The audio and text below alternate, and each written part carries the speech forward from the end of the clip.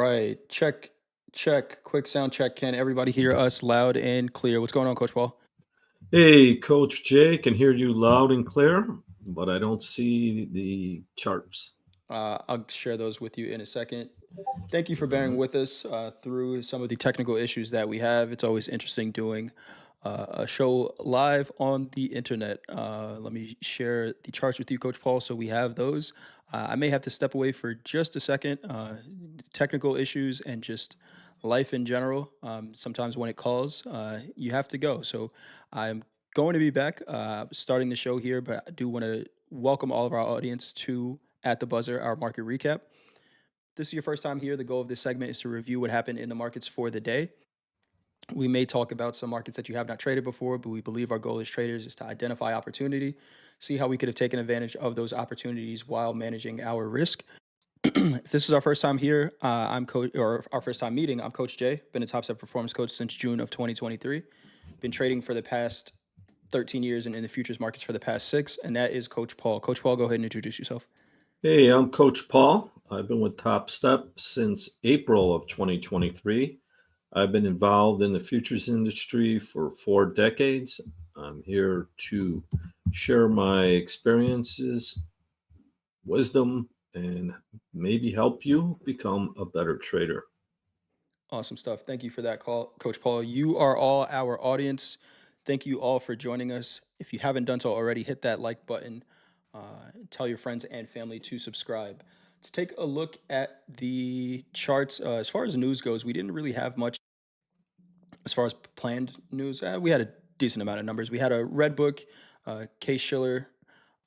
We had new home sales, which was probably the biggest number of the day, coming at 0.676 million. Forecast was 0.68 million. Consumer confidence came in at 92.9. Forecast was 94. I think for all of these consumer confidence numbers we've been seeing, they've been coming in lower than expected. But anything you got on the news, Coach? There wasn't much news, and there wasn't a tweet about tariffs. So It's a pretty quiet kind of day. reflected, yeah, what the range in the S&P was 35, just under 36 points with an against an average true range of 105. So Nasdaq 221 point range with an average true range of 468. So it was very subdued trading. Um, so let us know how you did, audience. I know I made 2 trades today, lost $100, and really didn't Locked it do up. much else. Yeah. How Good about stuff. yourself, Coach? Let us know how you did in the chat. Were you up on the day, down on the day? I was just trading in this 100K combine today. I saw the price action in the morning and it wasn't really a lot to do there. Did take some trades, took a short in cattle. Shout out to Coach Hoop. We talked about that on the opening call. And then a couple of trades, two longs, one short in the NASDAQ for a pretty good day in this combine. But again, I was not looking to really put risk out there in these markets today. There were some trades, but it was a choppy mess. I don't think we saw a trade until the almost the last 30 minutes of fast markets, and the team was not really taking trades throughout the day. Let's take a look at the quote board really quick to see what we have. There's 35 different markets that we can trade with Top Step accounts, not just the equities, and maybe there was more opportunity outside. But we have wheat futures down 0.82%. The natural gas, corn futures down 1.29%, and natural gas down 1.39% for our biggest percentage mover to the downside.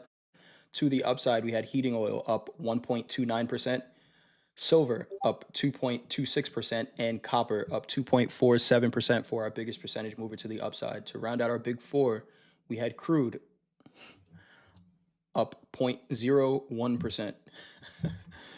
The S&P up 0.25%, gold up 0.35%, and the Nasdaq up 0.7% to round out our big four. Today, Coach, and I've said this to some of the traders in the Coach J chat or to our VIP.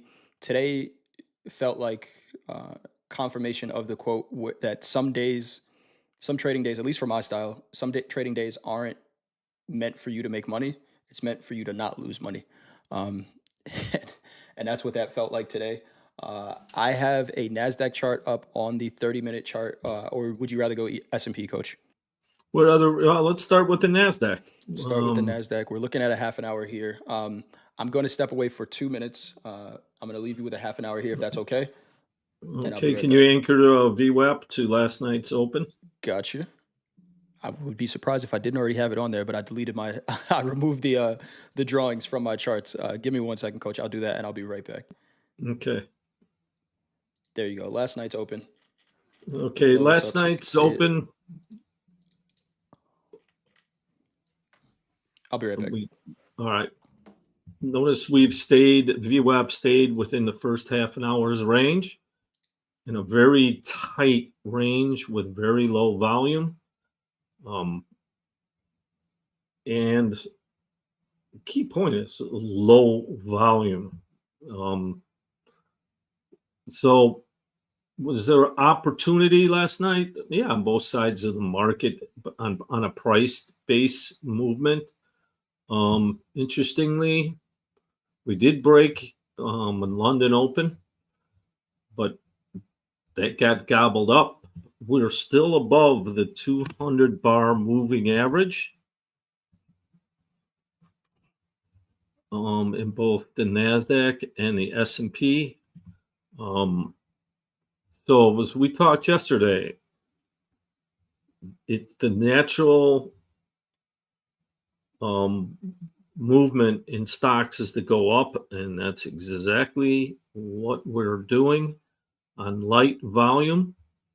Interesting, the heaviest volume of the day was in the first half an hour in the Nasdaq, which set VWAP to an upward angle. We held VWAP the rest of the day to have, I wouldn't call that short covering. I don't believe there was much selling on that light volume, but once again, we're above the 20-day moving average, which was the low of the day. So this market is, for now, made its bottom, and it does look like a good chance to rally up to the 200-day moving average. But look at how small, like the range, like I said, is half the average true range, which is friendly to stocks overall. When vol goes down, it's a signal that there's buyers in the market or it's not going down. So going back, let's look at the 3-minute, see what happened on the opening of the US.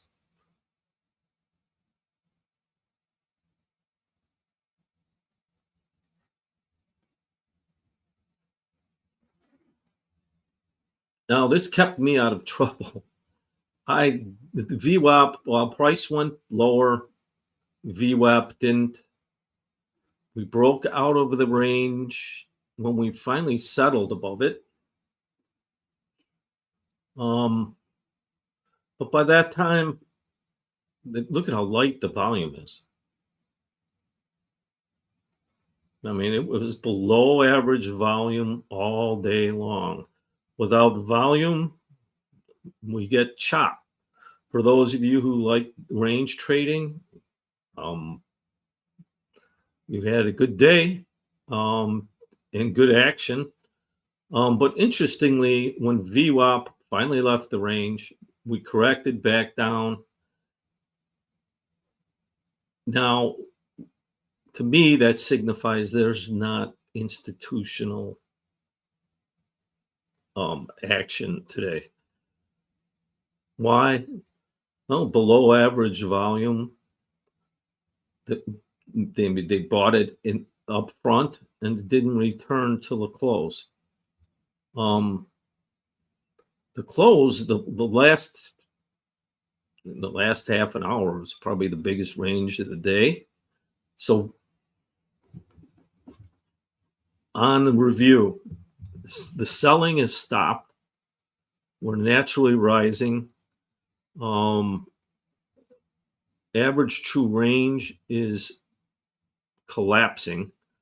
But so that's bottom line. That's friendly for stocks. Interesting too is that Nasdaq is leading the way over the S&P, possibly because Tesla's recovering. Tesla got back to the 200-day moving average. Can it continue? Well, yes. Will it? I don't know. So overall, very choppy action today. If you were trading it and you were a range trader, there was plenty of opportunity. If you're a position trader or breakout trader or like myself, I limited my loss, made 2 trades, walked away. What do you see in there, Coach Jay? Everything you kind of said. We were very range bound for the first hour of the session. Uh, you know, we talked in the opening call about 20,450 being a major level in the Nasdaq. We can see we had a rejection off of there. Um, so for the trades that I did take today, I tried to stay out of this chop until the market decided what it was going to do with this range.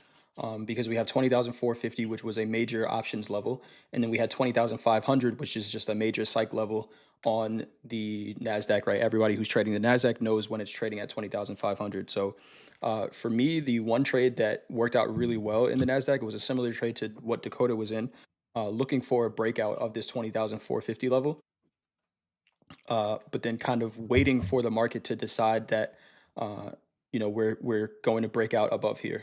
I had explained this trade to a couple of the VIPs in my group, but there was some buying above 20,450 here. And then just thinking, market psychology, who might those buyers be, right? Are they shorts covering because, their stops were right above 20,004, right above this high, which is above 450? Or was it new buyers coming in? So the trade I took, coach, was, buying in this range.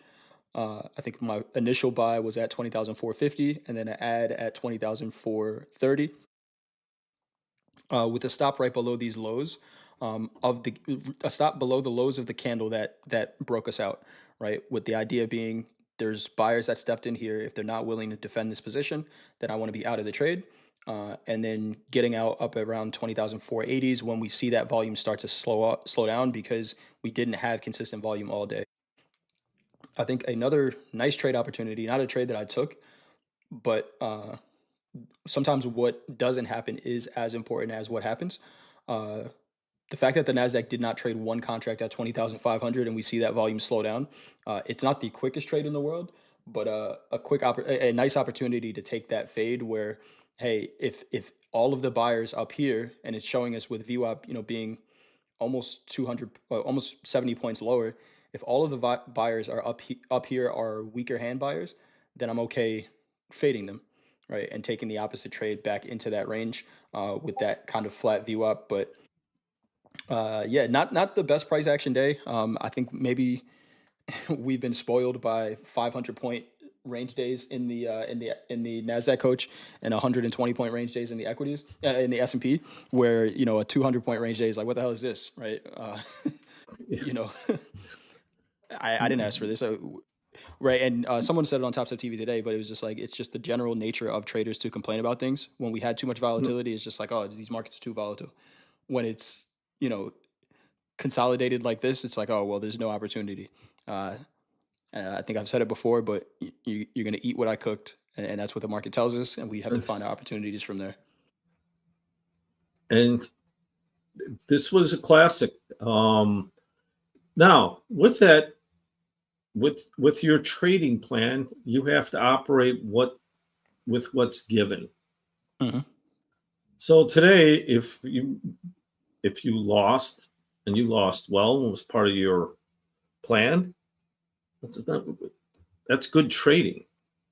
On a day like today, if you got whipsawed up and down, then this is where danger of breakout traders. Um, and let's say you lost half your count, if you blew a combine, you need to really understand the lesson here. Um, two is daily loss limit. Make it less than 50%. Um, so today is just a day where if you can lose well, but don't allow yourself to get crushed. If you did, mark this down, journal it. This is the lesson. Um, so I notice we're making highs as we speak. Here we are. I'm still leaning bullish in these markets on a higher time frame. Yeah, This looks pretty good, at least up to that 200 moving average that we see on the daily in the S&P and the Nasdaq. Again, 200 moving average in the Nasdaq 20,966, and in the S&P it is at 5922. Got a little way to get there. John Brantley, I think, just put in the chat that it is the last week of the month, and last month of Q4. Is that right? Or yep. sorry, of Q1.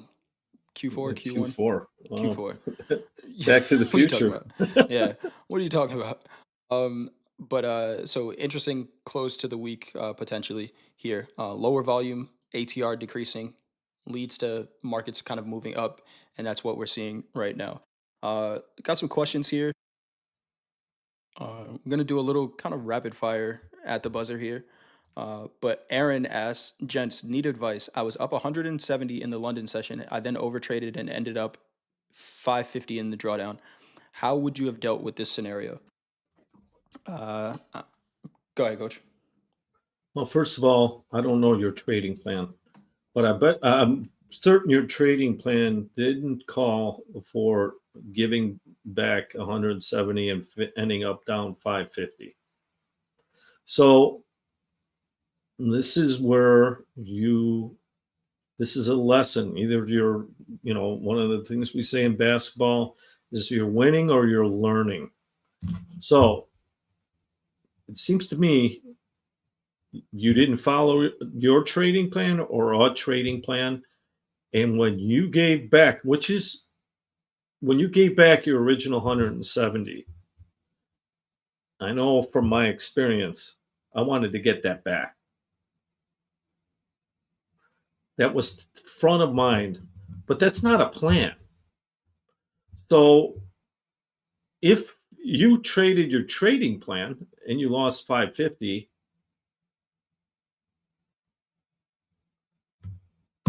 well, that can happen. Yep. I don't know how big your account is, but I wouldn't, I would, if you're in $100,000 combine, I would limit that to 350 at the highest. That's when you have to stop.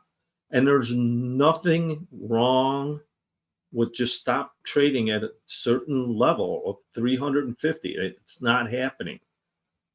It's not working. So the lesson to me is, from what I see without knowing exactly your trading plan, is I don't believe you are following your trading plan. If you don't have one, you need to create one. Also, tighten up your drawdown. Bring it down to 350. Aaron says he was trading in a 50K combine. What I will say to that, and I said it similar we had a conversation with Jesse, one of our rising star traders, on Back to the Futures today with Dakota.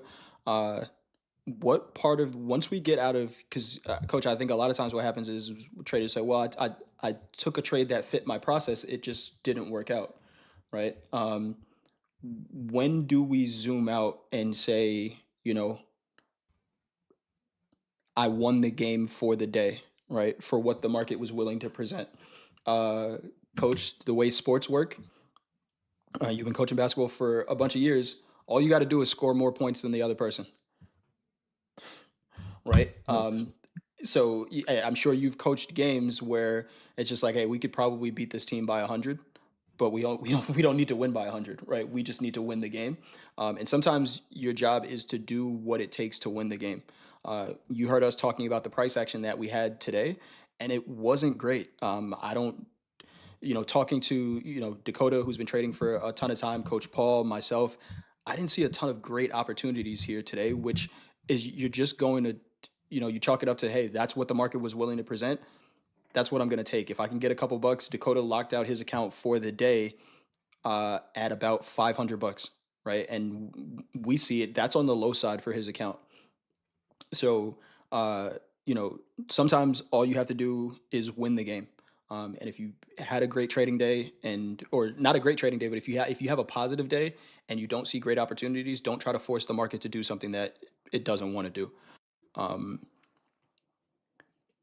But one other thing, coach, part of your trading plan mhm, should be a limit of how much a percentage of your equity that you can lose. correct. We see so many times that people, no one plans to lose.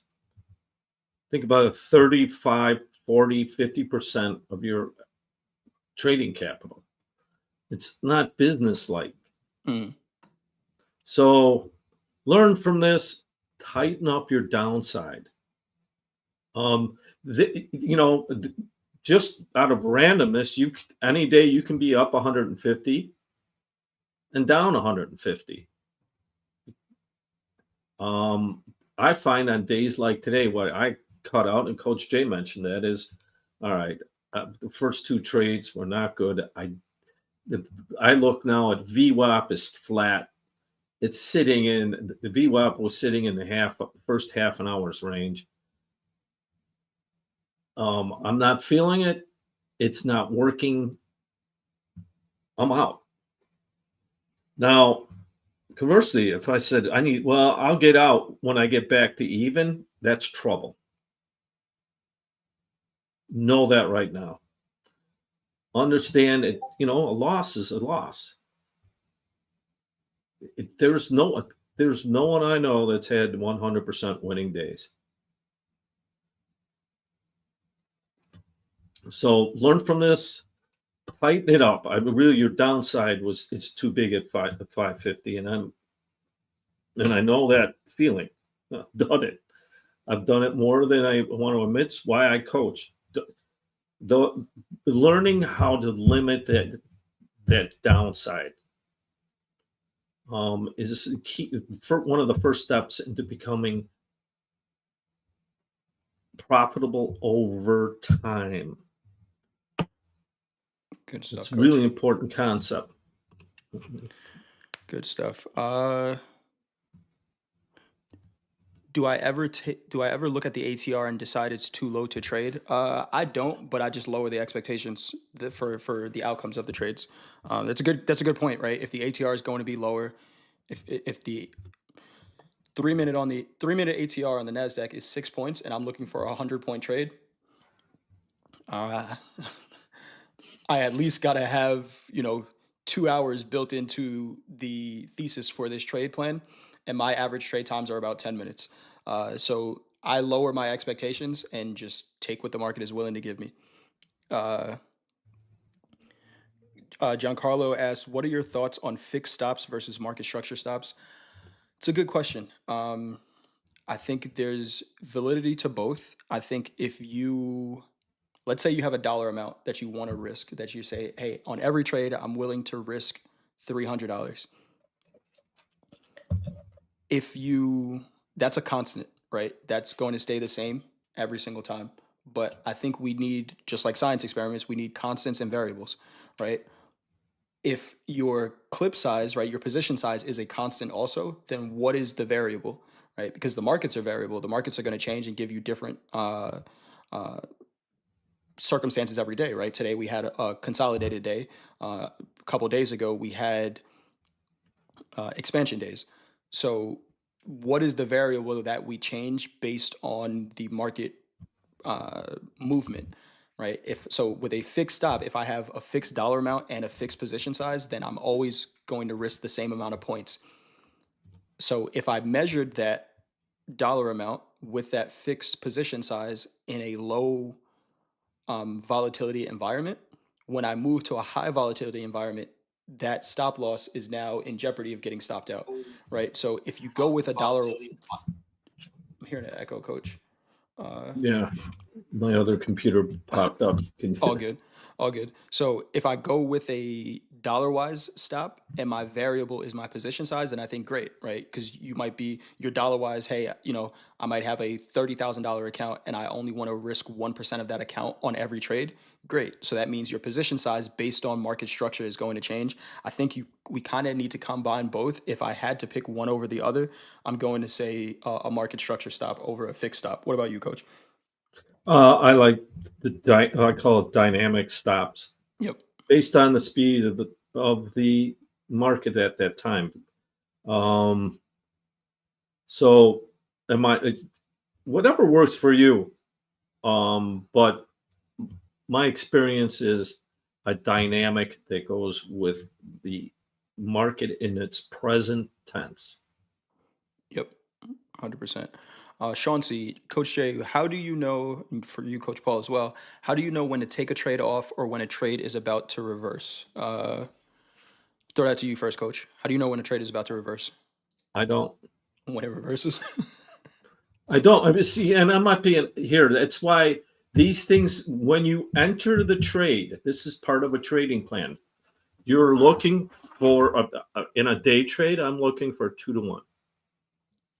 Okay. Now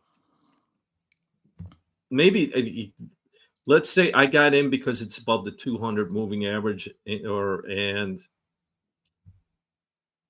it's above an 8 VWAP is breaking out of the opening range. Mm, All right. When I make the trade, I have my objective and my stop. Now, let's say like today, let's go with the 3 minute okay. from the opening, and I'm friendly to the market. It broke. Let's say I take the downside, but what VWAP is trending down. Let's say I jump the trade. All right, and maybe this helps answer your question. We frame it out. Now, the average true range at that time on the sell was, I think, at like Uh, 20. 3 points. This is the S&P. 3 points of the S&P. S&P 3 points. So I was 6 points. I want 12 points reward. Did it get to 12?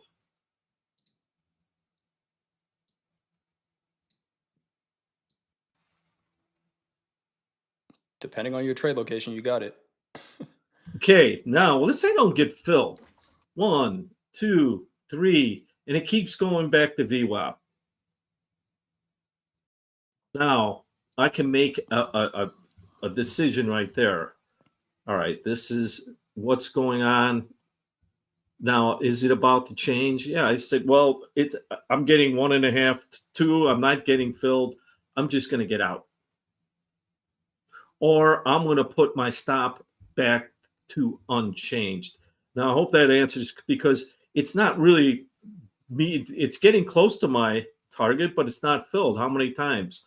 You might get filled depending where you are, but now at this point, I look at the half hour right there, and it's just not happening.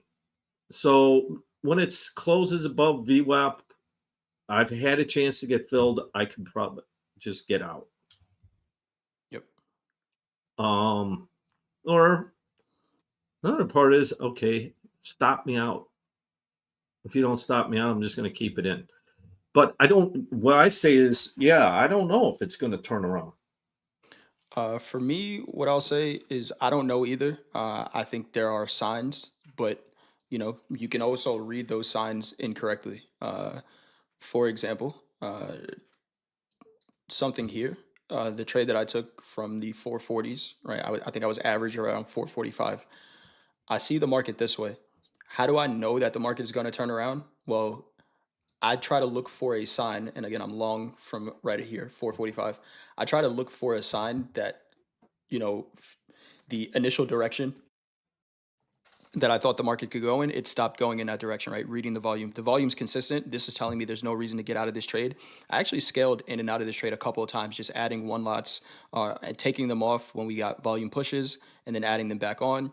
Uh, how do I know that the market is going to, or how do I get an opinion or, yeah, a thought that the market might turn around if that volume starts to decrease?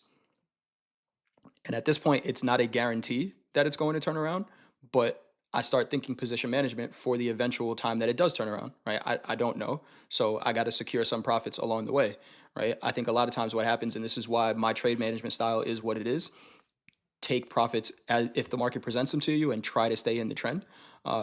Because I was actually talking to some of our VIPs that were in longs in the S&P and said, my target is up here at 20,530. Well, the one thing I don't get to choose is if the market goes to 20,530, right? I can try to be in it if it does, but I don't get to choose that, right? So for me, I don't like a static take profit just because I haven't responded well to a static take profit getting taken out and then the market continuing to go. So I decided that I'm just going to trail the market as it goes. I got stopped out on this move right here, right? Because I trailed below these candles. I got stopped out here on this move.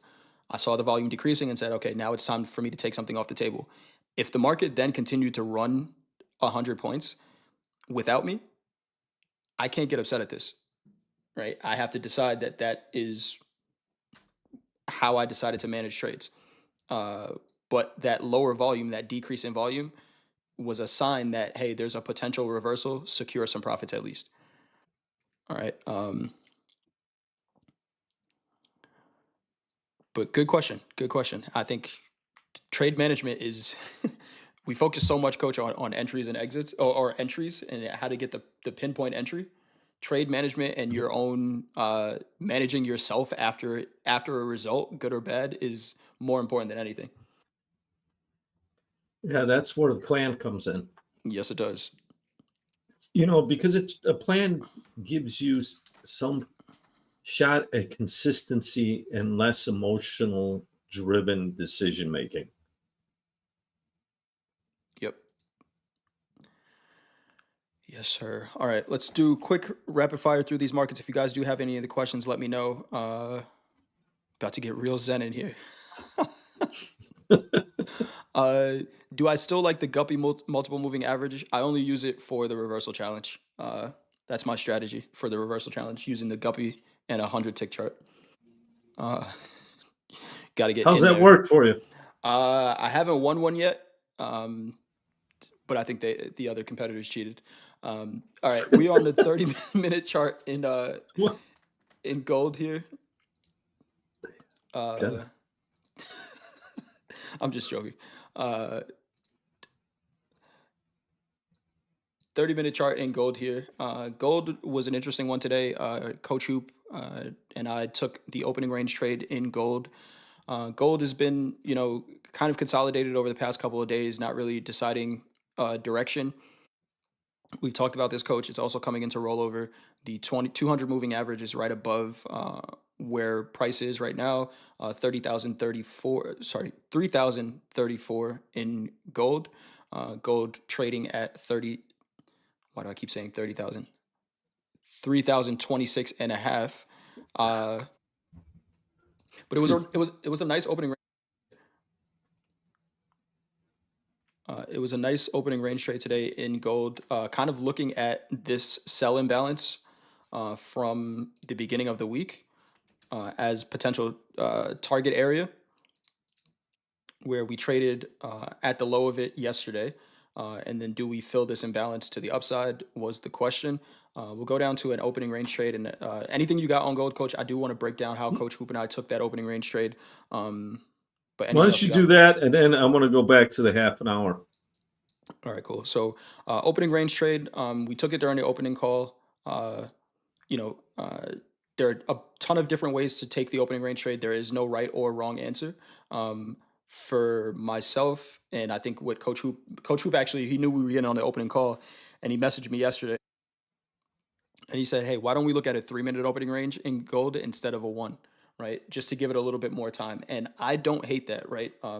Is there a right or wrong? Is the 3 minute better than the one? It depends on who you ask, right? But for me, the reason I like to look at a 3 minute opening range is because uh, I've just gotten wicked out of so many 1 minute opening ranges that I got tired of it and I had to find something else to do.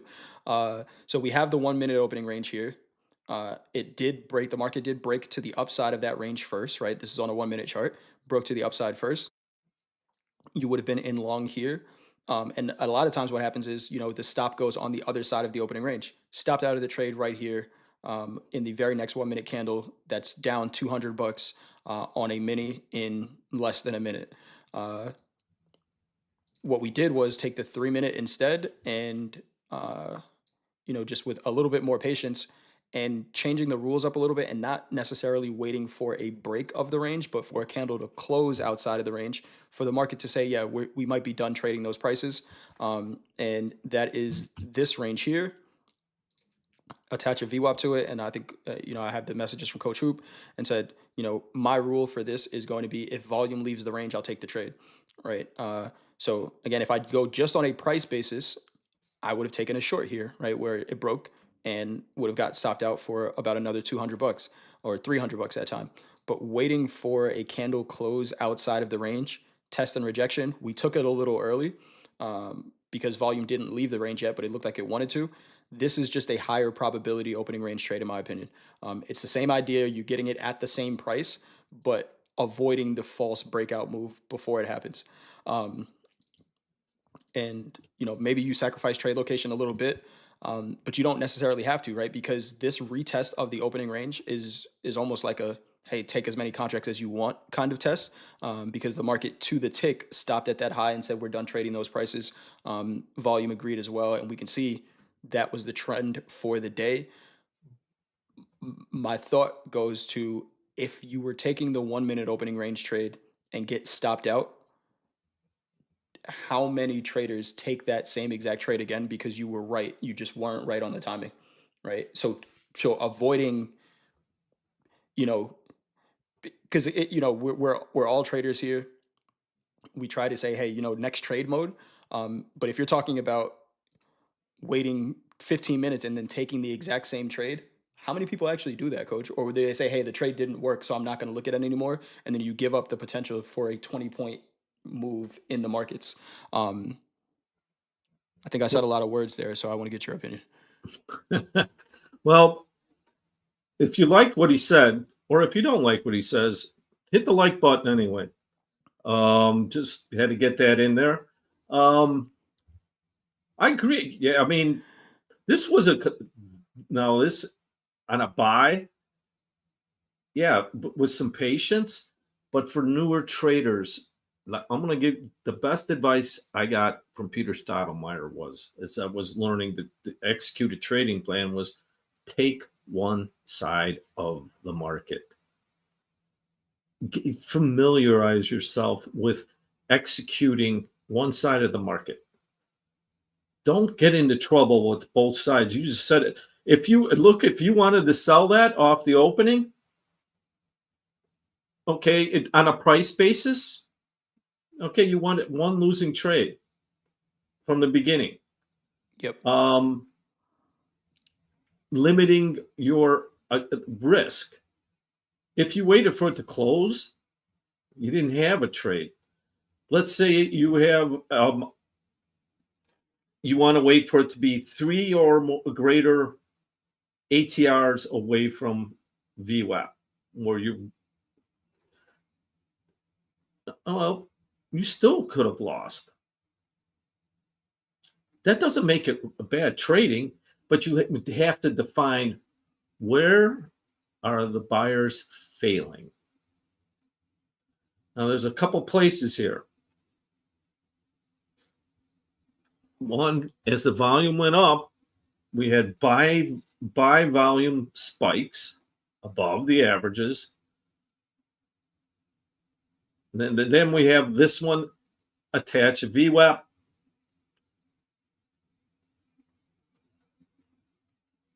We've seen this many times. Now, Do I just sell it because it's high volume? Let me see where it fails in a place I can get into with, well, quote unquote cheap risk. All right, when it closes below VWAP on that high volume, I sell it there, and I get either risk 2 ATRs. In this case, I would just say, okay, let's see if you make a new high. Well, if I have a micro, it's probably what, about $100 risk? Not even that. Yeah,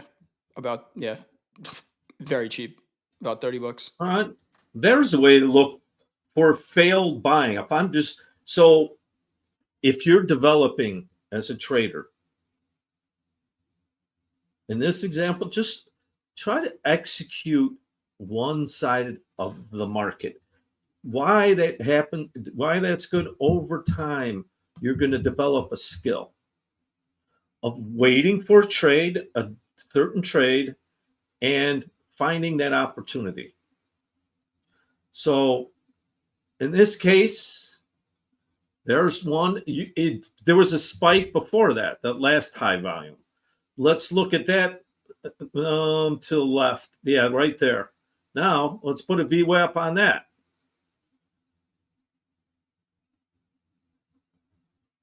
All right, it closes below, and it makes a new high. Okay, it's about $100 loss. And coach, you just said it before. How much you can, if you take $100 loss, can you afford to take another trade? Yeah. Yeah, yep. If it's But in your if you, budget, 100%. so developing your skill, looking for opportunity, just if you're struggling right now, just take one side, start looking for, like, start looking for an opportunity that you can define to take that trade. The easy trade was early on the buy side. The harder trade was finding a place to sell it. So now that eventual sell, that was a 2-to-1, 3-to-1 trade. 4-to-1, 5-to-1 if you wanted it. Yeah. Yeah, pretty nice trade there. Pretty nice trade there. Got some questions here. Any chance we can go over silver? Silver really Yeah, we quick, haven't done. and then we haven't done oil. Which one do you want to go to, Coach? Let's go to silver first. All right, silver. Really quick, 30-minute chart on silver above the 200 moving average. Interesting there. Here is last night's open. Let's attach a VWAP to it. And coach, while I'm doing this, Freddie had a question. Are you saying we are supposed to have a directional bias? I thought we were supposed to be neutral with direction. I have a directional bias. There you go. I don't want to lose money on one side of the market, and here's why. Pick a side. All right. If that side isn't working, you're going to limit your risk if you have a good plan. If you don't have a good plan, it doesn't matter what bias you have. You have to have a good plan. And if you have a good plan, it's going to work by limiting risk or limiting loss. I can't say limiting, it's limiting your losses. So it's a good practice. Let's say, and now let's look at silver. Silver overall, I can get is over the 200-day moving average. Is it above the 200 bar moving average in the half hour? Oh, I think I lost the data on my charts. It is though. Yeah, there it goes. There it goes. All right. So on the opening, we're above it. All right. So we go back to the 3-minute.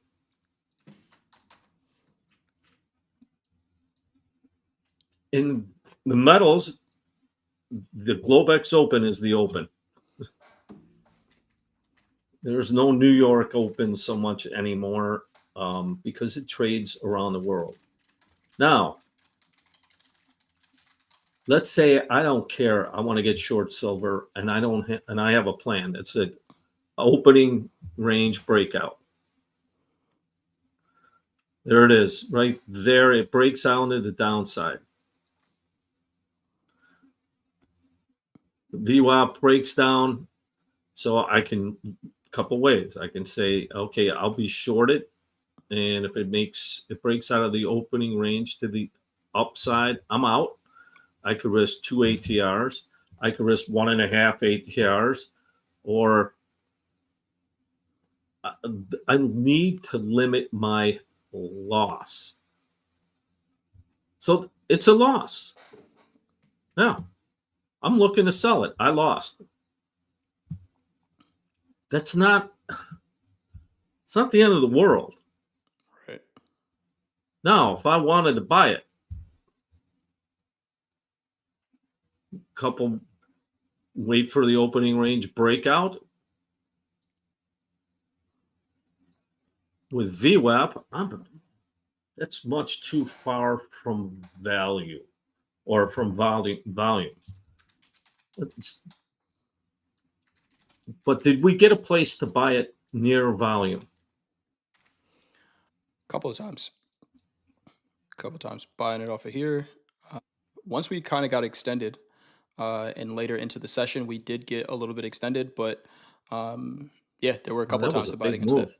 Yeah, this was, I mean, and especially in silver, $25 a tick, that is a huge move. So if you were a part of this, I think silver was close to being our biggest percentage mover on the day. Actually, number two. Really nice trade you had here in silver if you were part of this move, catching on to that trend. Do you consider those gaps in candles? I don't necessarily, because this is a 3-minute chart in a market that we're getting these gaps because there's not a ton of volume at this time, right? If I use a different aggregation, it's not going to look like this. So I don't consider it. What month is that? K, whatever K is. All right, so it's front month. Yeah. All right.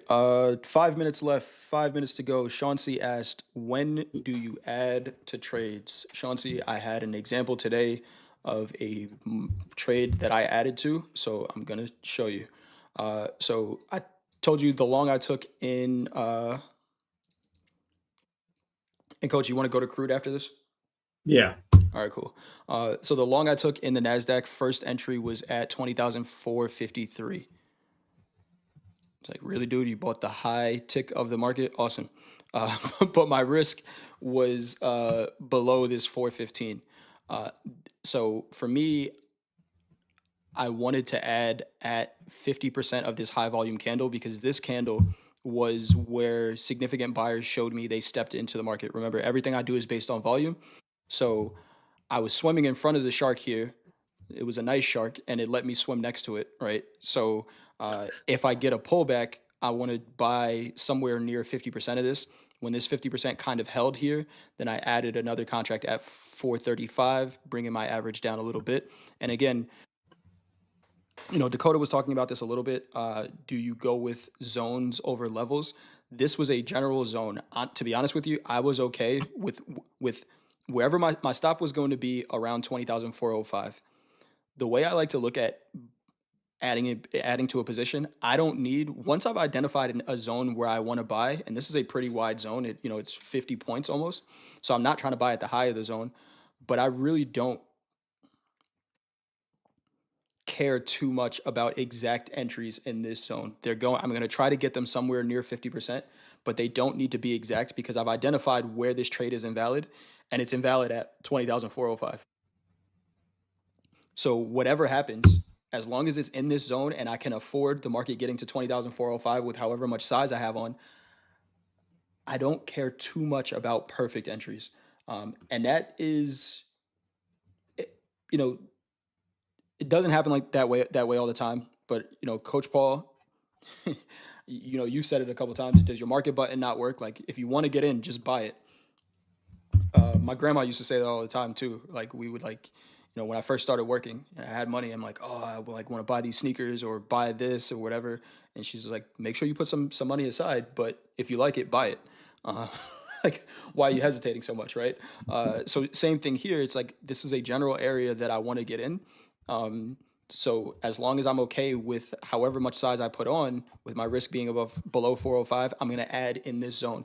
Now, once the market started to break out, I continued to add here, but I was adding and subtracting, right? So the market pushed up to 20,475. I'm looking at that kind of as a minor psych level. So I was in 3 contracts. I took one off at 475 just to secure some profits, right? I see the market continue to push up. But now what I'm doing here is each of these blue candles, when we get a pullback,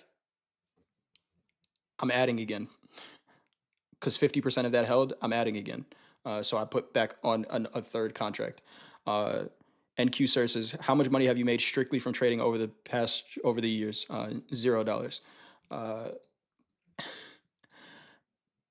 and that's how I would add Chauncey, and then have an invalidation point for the entire trade where I say I want to get out. Um, and you're right, NQ. Sorry, making money strictly from trading, if it's just trading, is very difficult. I don't know that I would ever rely solely on trading income. Right, never solely on trading income.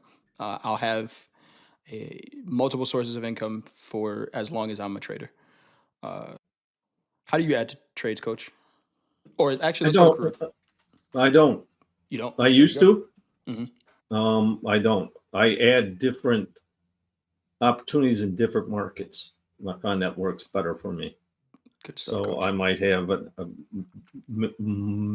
micro Nasdaq and a yen and a corn. I like the diversification of risk. I used to do it all the time, Mm.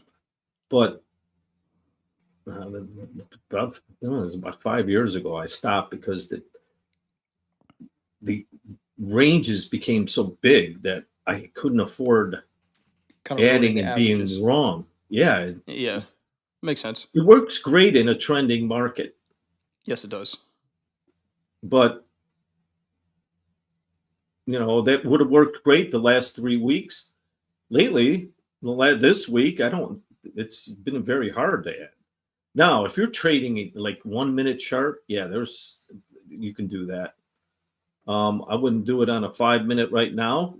Or if you do that, you have to really be tight on your stops, tighter than I'm used to. Yep.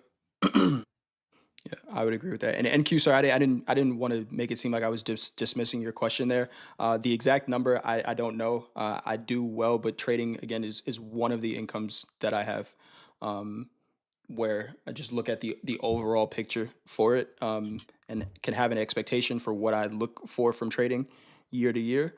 Uh, but it's one of them. Looks like you were going to say something there, Coach. Yeah, one of the rules to if you're just trading to make a living is to have 3 years of income set aside. It's about $300,000. Yeah. Now, that's why most people go to prop. You can do this and still earn a living outside, especially if you're learning. Um, Here's another thing: you could have a great year and give it all away to next year. I've done Yep. that a couple times. It's not a steady Me income. too. It's not a steady income, but it's over a large amount of time. When you have a skill, it's well worth it. For sure. I really think. Give me 1 second here. Sorry. And just to continue, I've had great years, below average years, shitty years, but it doesn't trading for a living. You don't get a 45-degree angle. Um, so having a couple income sources will help your trading because you don't have what'll end up doing, and you get into um, a downdraft. You start pressing, taking bigger risks than you should have. You have to avoid that at all costs. Yep. Yeah. And it's going to look different for everyone. Andrew just said it. Being in a situation where you have to trade is a recipe for disaster, in my opinion. And some people are going to be in that situation. Just understand this is a very difficult thing to do. Kevin, shout out to you. I saw you said I'm making money strictly from trading for the past 6 months. Had 3 months of savings and bills saved up. It's going to be different for every single person, but I think it would be unfair as coaches to say, yeah, go ahead and quit your job and do this because you understand both sides of it. And if you're making it work, continue to make it work. I don't want to put any bad energy or any, do your thing. But the this shit is hard. And coach, I think we make all the comparisons between traders and athletes, right? And day traders specifically and athletes. No one ever makes the comparison between like a long-term investor and an athlete, right? Because it's not as sexy. It's kind of boring. But we make a lot of comparisons between day traders and athletes. Your favorite athletes have especially with specifically day trading, I'm talking about. Your favorite athletes have a shelf life for those careers, right? So Yeah, if you're making money, take some of it and put it towards something else. yeah, but you can't say it enough. And that's diversification. 100%. Be- the other thing, one of our best traders, Coach Dakota, Yep. he has a job, another job. I do too. Yeah, okay. I highly, highly, highly recommend that. It makes the trading smoother. There was it's an old saying: "Is are you trading for a living or living to trade?" Two different things. Um, and at this point, well, most of the traders in a combine are learning a skill. Now, an edge is proven over time, but don't fall into the false pretense that it's going to just, if I just perfect this, I'm going to have 5,000, 10,000 a month that I can rely on. Good Don't, stuff. You want to go over Crude, Coach? We have the chart up here. I know we're at time. We're above time. yeah. I said we just said we were going to end it early, and we just extended it. But let's go. Go ahead. Go over Crude.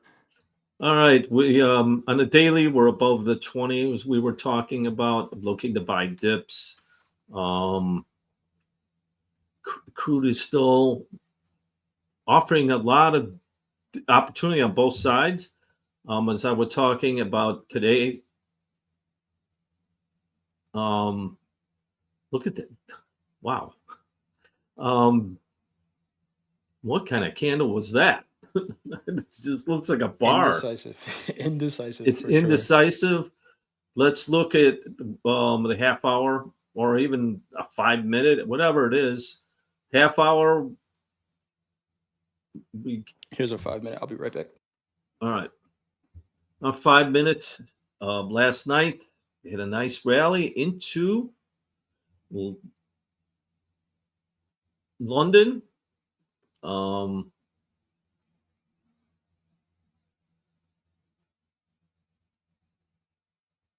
wow, just trading both sides of that market.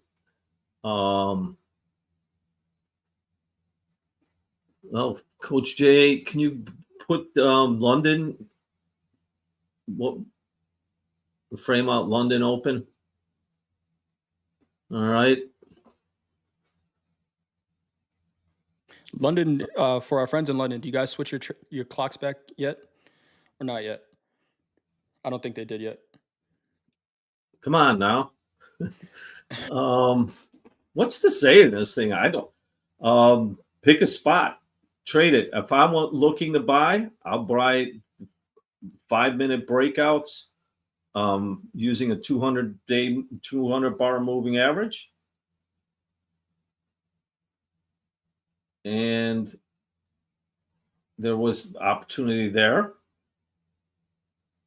for a nice trade. That was the opportunity on the buy side. On the sell side, there was a loss, trading it under the 200.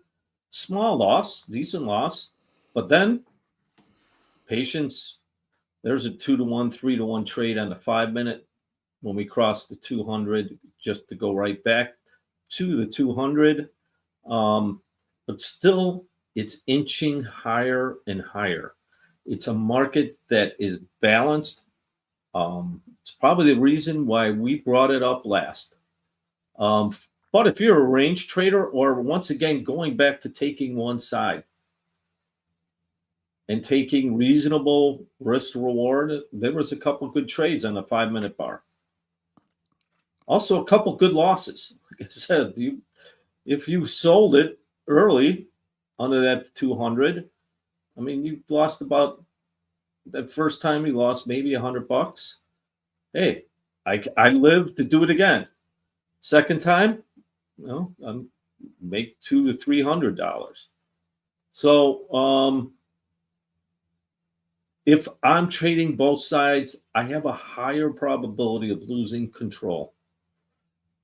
That's why when I say that, it's a great way to learn how to limit losses. What do you see there, Coach?